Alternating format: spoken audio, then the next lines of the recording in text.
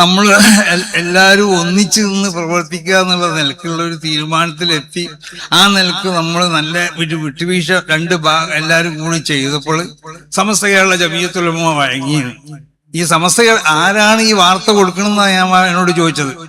ഞാൻ അതിന് മറുപടി ഇവിടുന്ന് അതിന്റെ അടിസ്ഥാനത്തിൽ പറയാണ് സമസ്ത കേരള ജമിയത്തുൽ ഉലമ വഴങ്ങി. അല്ലെങ്കിൽ നമ്മളെ ഈ നെഞ്ചൊക്കെ എന്ന് പറഞ്ഞാൽ ആര് വെടിയേറ്റ് വന്നാലും ആ നെഞ്ച് കാണിച്ചു കൊടുക്കുന്നതായ സ്വഭാവത്തിൽ ഒരു പാരമ്പര്യമാണ് നമുക്കുള്ളത് എന്ന് മനസ്സിലാക്കണം. സമസ്ത കേരള ജമിയത്തുൽ ഉലമ എന്നുള്ളത് ഒരു വലിയൊരു സംഘടനയാണ്. വ്യക്തികൾക്ക് മാന്യത ഉണ്ടാവും, അവർക്കും ചില ഇറുതുകളൊക്കെ ഉണ്ടാവും, അതുപോലെ സംഘടനകൾക്കും ഉണ്ടാവും. അപ്പൊ സമസ്ത കേരള ജമിയത്തുൽ ഉലമയെ ഇകഴ്ത്തുന്ന നിലക്കുള്ളതായ ഏതെങ്കിലും വാർത്തകൾ ഞാൻ ഇന്ന് രാവിലെ ഒരു ചാനലിന്റെ ഒരു പ്രധാനപ്പെട്ട ചാനൽ, ആ ചാനലിന്റെ പ്രത്യേക അതിന്റെ ഉത്തരവാദിത്തപ്പെട്ട ആളോട് ശകാരിച്ചു രാവിലെ. കാരണം സമസ്ത കേരള ജമിയത്തുൽ ഉലമ വഴങ്ങി എന്നൊക്കെ പറഞ്ഞാൽ ഇവിടെ ആരെങ്കിലും വെടിയേറ്റ് വന്നീന, ആരെങ്കിലും തോക്കേറ്റ് വന്നീന, അങ്ങനത്തെ ഒന്നും ഇവിടെ ഉണ്ടായിട്ടില്ല.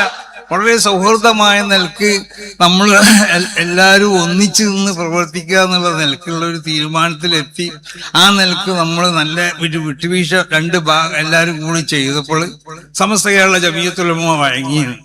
ഈ സമസ്ത ആരാണ് ഈ വാർത്ത കൊടുക്കണമെന്നാണ് ഞാൻ എന്നോട് ചോദിച്ചത്.